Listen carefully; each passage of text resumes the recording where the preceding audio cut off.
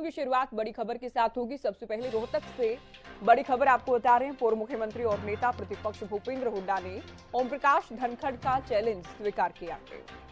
संगठन की लिस्ट को लेकर दरअसल कहा गया है कि संगठन की सूची जारी की जाएगी, लेकिन अपनी सुविधा के अनुसार, बीजेपी के हिसाब से नहीं, बीजेपी से पूछकर नहीं, अपनी सुविधा के हिसाब से कांग्रेस पार्टी अपनी लिस्ट जारी करेगी। बीजेपी अगर पन्नों तक पहुंचने का दावा कर रही है तो कांग्रेस भी घर घर पहुंचेगी। तो कांग्रेस और बीजेपी में इन दिनों वार पलटवार कर्नाटक चुनाव के परिणाम के बाद और भी तेज हो गया है। कांग्रेस हिमाचल कर्नाटक के बाद हरियाणा में जीत का दावा कर रही है, तो बीजेपी कांग्रेस को आड़े हाथ दे रही है। ऐसा है कि उदय भांजे में दम है तो अपनी कार्यकारिणी की लिस्ट जारी करें, अपने जो सहयोगी अध्यक्ष उनके बनाए हुए हैं उनके साथ मिल बैठ के बात करें। बड़ी बड़ी बातें करने का कोई फायदा नहीं है। भाजपा का कोई आदमी उधर जाने को ताक नहीं रहा, कोई जा नहीं रहा, इसलिए कांग्रेस बड़ी बड़ी बातें करना छोड़े। भारतीय जनता पार्टी ने कांग्रेस को चैलेंज किया है कि हिम्मत है तो अपने संगठन की लिस्ट जारी कर देंगे। उनके कहने से नहीं करेंगे, हम अपनी सुविधा के अनुसार करें।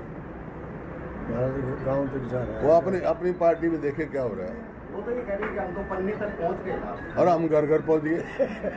वो पन्ने तक रह रहे हैं अभी, हम तो जो आज घर घर पहुंच गए, वो तो पन्ने पे खड़े हैं, अभी पन्ने तक ही रहेंगे वो। केवल ढींगरा और प्रोफेसर वीरेंद्र चौहान बीजेपी से हमारे साथ प्रवक्ता जुड़ गए हैं। केवल ढींगरा जी, देखिए हुड्डा साहब अब कोई भी जवाब दें, आप भी कुछ भी उत्तर दें, लेकिन ये बहुत बड़ी चुनौती तो है आप लोगों के सामने, पार्टी संगठन की लिस्ट जारी करना, वो भी तब जबकि उदय भान भी अपना 1 साल का कार्यकाल पूरा कर चुके हैं। देखिए, ये जो भाजपा जो है जिस तरह से शरारत के मोड में रहती है, हमारी लिस्टों की इनको इतनी ज्यादा फिक्र है।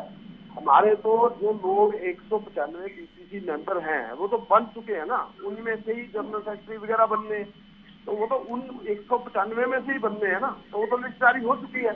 और जो डीसीसी की है वो भी लिस्ट जारी हो चुकी है, डीसीसी मेंबर से भी बन चुके हैं, उनमें ही जिला अध्यक्ष बनने, मतलब इतना सा काम रहता है। बाकी पर फिर भी चलो बीजेपी को इतना ही हमारा ख्याल है, तो मैं अपना ख्याल ज्यादा करना चाहिए, क्योंकि अभी तकरीबन 21 बीजेपी, जेजेपी, आईएनएलडी के एक्स-एमएलए जो कांग्रेस ज्वाइन कर चुके हैं, इनको ये समझना चाहिए कि लोगों का रुझान जो है अब इनकी 8.5 साल में जो इन्होंने हरियाणा के अंदर जो वायदे पूरे नहीं किए, उससे लोग अब इनसे उब चुके हैं और कांग्रेस की तरफ देख रहे हैं।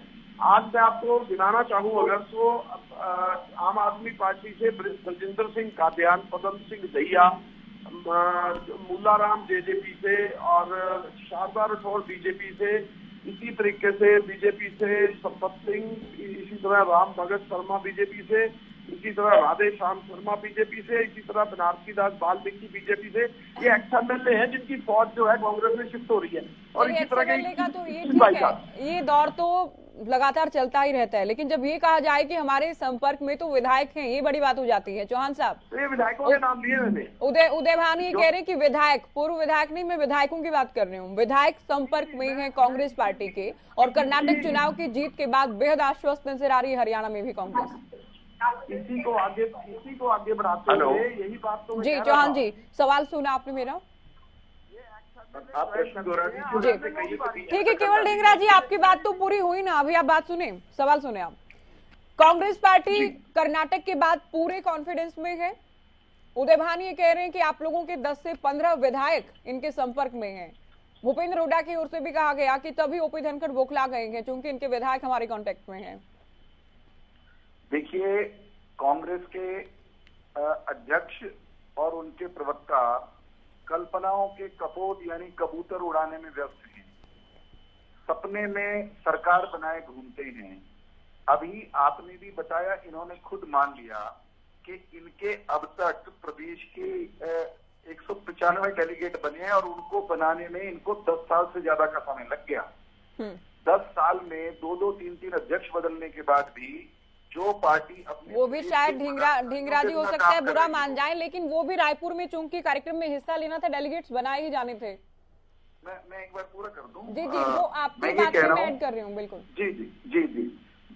जो पार्टी 1 दशक से ज्यादा तक कई प्रदेश अध्यक्षों के बदले जाने के बाद भी अपने प्रदेश के डेलीगेट मजबूरी में बनाए 10 साल का समय लेकर, वो पार्टी जिसके आज तक जिलों के अध्यक्ष कई साल से नहीं, आज तक से नहीं, कई साल से नहीं है, बिल्कुल ब्लॉक के कोई अध्यक्ष नहीं है, वो पार्टी अगर ये इस तरह के दावे भी करेंगे, उनकी जेब में मेरे विधायक भी हैं, आपके विधायक भी हैं, कल को ये कहेंगे कि आपके एंकर भी इनकी जेब में है, रिपोर्टर भी जेब में, इस तरह की कपोल काल्पनिक बातें करती है तो हंसी ही आएगी। कुल मिलाकर देखिए, हकीकत है, इसका सामना ये करें ना करें, हकीकत लेकिन कांग्रेस पार्टी की इनके पास एक ग्राउंड तो है कर्नाटक चुनाव की जीत का, उससे पहले हिमाचल का, कि हिमाचल जीते।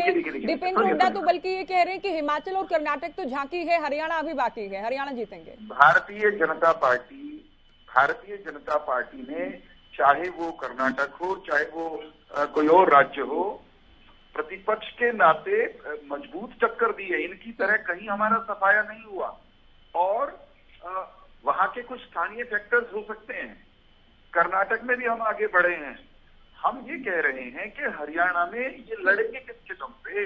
लड़ेंगे तो कार्यकर्ता और नेताओं के दम पे। इनके नेता सबके सब, ज्योति जी कृपा करके सुनिएगा, इनके तमाम नेता भूपेंद्र सिंह हुड्डा से लेकर के और जो बड़े अपने आप को उनके टक्कर का मानते हैं, श्रीमती किरण चौधरी हो, रणदीप सिंह सुरजेवाला हो, ये एक दूसरे को नेता नहीं मानते, एक दूसरे के कार्यक्रमों में नहीं आते, एक दूसरे को उठाकर बाहर फेंकने के अवसर और मौके की तलाश में हैं। हाँ। आप बताइए तो सही, जिनके पास न कार्यकर्ता, न जिलों में नेता, न प्रदेश के पदाधिकारी, और जो ऊपर हैं अपने आप को सबके मुख्यमंत्री मानते हों और एक दूसरे पर चक्कू तलवार उठाए घूम रहे हों, ये हमें क्या टक्कर देंगे? मैं तो सिर्फ इतने की बात कह रहा हूँ। ठीक है, आपकी बात पूरी हुई। अभी केवल ढींगरा जी से मैं सवाल कर लूं, आपने कई प्रश्न कर लिए इनसे। केवल ढींगरा जी, देखिए किरण चौधरी कभी कहती हैं कि मैं मेरा करने से नहीं चलेगा, वो भूपेंद्र हुड्डा को लेकर बहुत बार इस तरह से निशाना साधती हैं। कुमारी सैलजा कहती हैं कि हुड्डा सरकार में या कांग्रेस के कार्यकाल में उत्तर हरियाणा का विकास नहीं हो पाया। आपके दो कार्यकारी प्रदेश अध्यक्ष गुज्जर और गुप्ता की बात करें, वो ये कह चुके हैं कि उदय भान केवल भूपेंद्र हुड्डा का कहा मानते हैं। तो आपने पिछले उत्तर में कहा कि इतना सा तो काम बाकी है कि जिला अध्यक्षों की लिस्ट आनी है, तो इतना जो काम बता रहे हैं इतना आसान नहीं है जितना आप दावा कर रहे हैं केवल ढींगरा जी। नहीं, वो आपको लगता होगा, ये किसी को नहीं लगता। अच्छा, दिन लिस्ट जारी होनी है, 5 मिनट का समय लगेगा, लिस्ट जारी हो जाएगी और आप अपने चैनल पे गिन रहे होंगे ये पदाधिकारी बन गए, ये पदाधिकारी। मैंने तो केवल ढींगरा जी, ये ज्योति सांगवान को नहीं लगता, मैं तो आपके नेताओं के नाम लेकर उनके बयानों को कोट कर रही हूँ।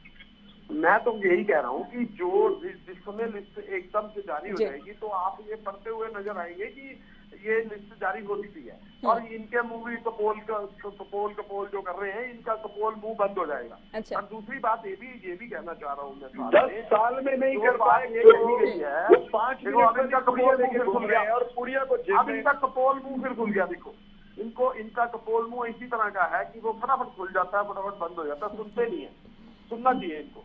अभी जो आप जो कह रहे हो कि हमारे पास एमएलए, मैं तो बता रहा हूँ, ये जो जेजेपी है और जो बीजेपी है, जब हम इनके 21 एमएलए हमारी खाते में आ चुके हैं। एमएलए नहीं सर, आप एक्सएमएलए की बात कर रहे होंगे।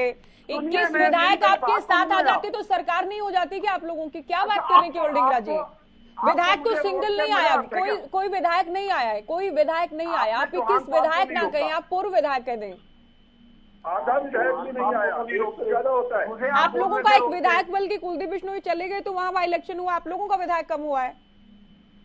मैं कह रहा हूँ कि आप मुझे रोक रहे हैं, मेरे को भी तो पूरी करने दे बात। तो सर फैक्चुअली ठीक बात कहेंगे तो ही तो पूरी करने दूंगे ना। आप कह रहे हैं किस विधायक हमारे साथ आ गए, कौन सा विधायक आ गया? मैं ठीक ठाक नहीं कह रहा क्या? मैं गिन के बता रहा हूँ, आप गिनिए। 21 विधायक कह रहे हैं आप? मैं कह रहा हूँ विधायक भी है हमारे के अंदर, जो जब विधायक की बारी आएगी तो आप बोलेंगे ना उस समय टीवी चैनल पे कि ये विधायक शामिल हो गए कांग्रेस के अंदर, वो तो आप कहेंगे उस समय। अच्छा। लेकिन मैं अभी जो आपको बात बता रहा हूँ कि ये इतने तो हो चुके हैं और बाकी अब विधायक भी आएंगे, विधायक भी हमारे। चले देखना होगा क्या कुछ होता है। बहुत शुक्रिया आप दोनों का तो हमारे साथ जुड़े, हमने चर्चा की। क्योंकि भूपेंद्र हुड्डा की ओर से जो कहा गया, उससे पहले ओपी धनखड़ की ओर से चैलेंज किया गया था उदय भान को। क्योंकि उदय भान की ओर से कहा गया कि कुछ विधायक बीजेपी जेजेपी के हमारे संपर्क में हैं, आने वाले दिनों में कांग्रेस में शामिल होंगे। तो धनखड़ कहते हैं आप अपना संगठन तो बना लीजिए। अब भूपेंद्र हुड्डा का बयान है कि हम बीजेपी के हिसाब से नहीं, अपने सुविधा के हिसाब से संगठन की लिस्ट जारी करेंगे। देखना होगा, चूंकि ना अशोक तंवर पार्टी संगठन बना पाई, ना कुमारी सैलजा संगठन का गठन कर पाई, लेकिन उदय भान चूंकि भूपेंद्र हुड्डा कैंप के माने जाते हैं, 1 साल का कार्यकाल उनका भी पूरा हो चुका है। देखना ये है कब और कैसे संगठन की लिस्ट आती है।